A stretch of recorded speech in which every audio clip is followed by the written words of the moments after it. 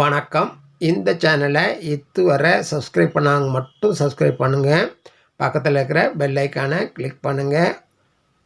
பிடிச்சிருந்ததுன்னா லைக் பண்ணுங்கள். உங்கள் கருத்துக்களை நாங்கள் அறிய எங்களுக்கு எழுதுங்கள். நன்றி, வணக்கம்.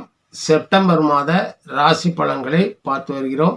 இன்று நாம் பார்க்கவிருக்கின்ற ராசி துலாம் ராசி. ஓம் நம சிவாய சிவாய நம. ஓம் நமோ நாராயணாய.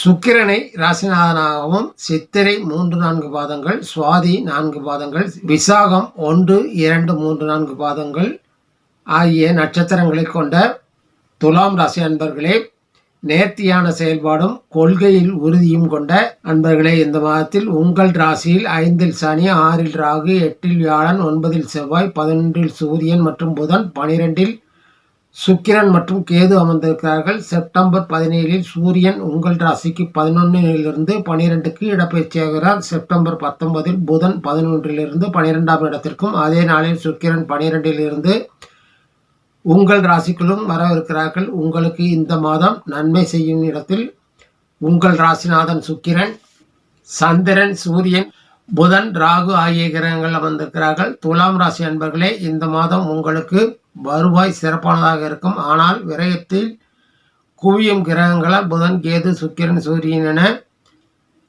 பல கிரகங்களால் செலவுகள் கட்டுக்கடங்காமல் போகலாம். கடன் வாங்கும் சூழ்நிலை ஏற்படலாம். ஒரு சிலருக்கு உடல்நலக்குறைவு ஏற்படலாம். அதே போன்று உங்கள் உடல்நிலையில் அதிக அக்கறை செலுத்தி காத்து கொள்ள வேண்டும். சிறிய தவறுகள் கூட பெரிய பிரச்சனைகளில் தந்துவிடலாம். நோயின் ஆரம்ப கட்டத்திலேயே கவனித்து மருத்துவம் செய்து கொள்வது நல்லது. திருமணமான தம்பதிகளுக்கு செப்டம்பர் 19 வரை மன வேற்றுமைகள் ஏற்படலாம். அதன் பிறகு சரியாகிவிடும்.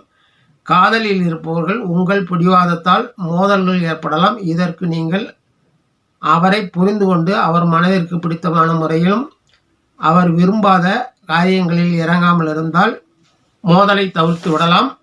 வேலை செய்பவர்கள் அதிகமாக உழைக்க வேண்டியிருக்கும். அதே நேரத்தில் சோர்வையும் சந்திக்கலாம்.